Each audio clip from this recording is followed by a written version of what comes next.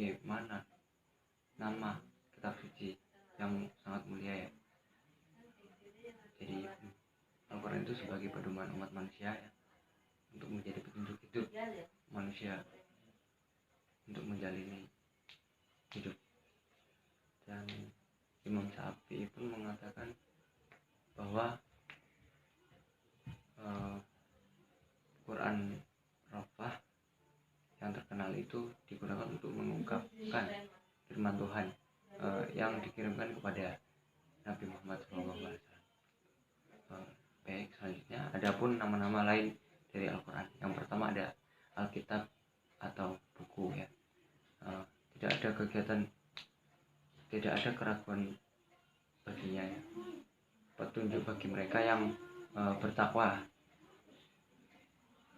Penjelasan dari Quran surat Al-Baqarah ayat 2.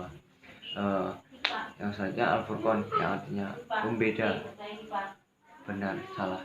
Maha suci Allah Subhanahu wa taala yang telah menurunkan Al-Quran atau Al-Furqan ya kepada hambanya agar ia menjadi pemberi peringatan kepada Allah. Pada surat Al-Furqan ayat pertama. Yang ketiga ada Az-Zikir, memberi peringatan. Sesungguhnya kamilah yang menurunkan Az-Zikir atau Al-Quran, dan sesungguhnya kami benar-benar memeliharanya.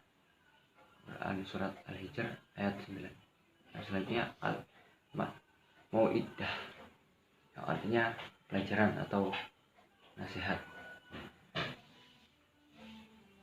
Hai manusia, sesungguhnya telah pulang kepadamu pelajaran dari Tuhanmu dan penyembuh bagi penyakit yang berada dalam dada ya, petunjuk serta rahmat bagi orang-orang yang beriman. Quran Yunus ayat ke-57.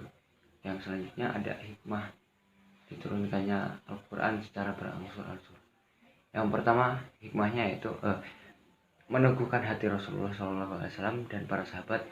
Dakwahnya pada era Makkiyah ya, penuh dengan celaan, cemooh, cacian, makian, bahkan siksa ya.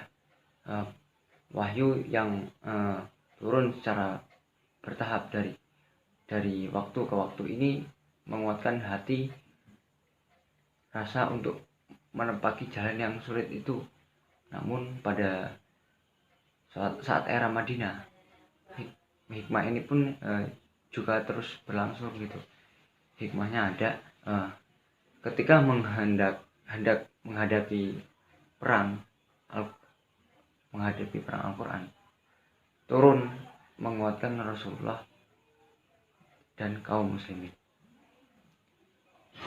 Yang selanjutnya yaitu sebagai tantangan dan mukjizat pada orang-orang yang musyrik yang berada dalam kesesatan, tidak lebihnya untuk menghentikan kaum muslimin ya, dan sering mengajukan pertanyaan yang aneh-aneh kepada kaum muslimin dengan maksud ingin melemahkannya gitu.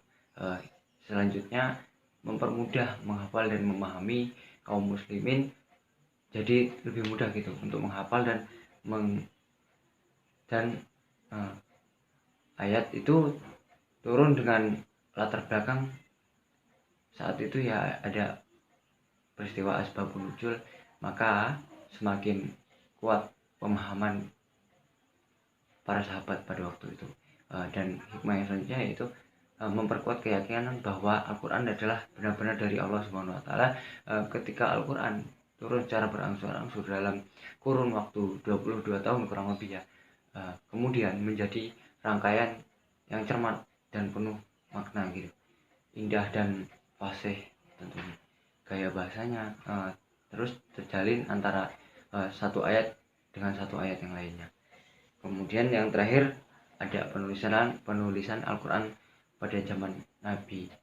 Pada masa Nabi Muhammad SAW hidup, penulisan dalam satu buku komplit ya sangatlah mendesak ada naskah yang sempurna, sekalipun Nabi sendiri memiliki sekretaris khusus, ya, yang bertugas mencetak semua wahyu yang diturunkan kepadanya. Kemudian daripada itu Al-Quran cukup terjaga keasliannya dan keutuhannya melalui hafalan Nabi dan sahabat. Pada saat bulan Ramadan, hafalannya itu selalu dicek oleh malaikat Jibril, ya. Kemudian para sahabat mengecek kepada Nabi Muhammad SAW.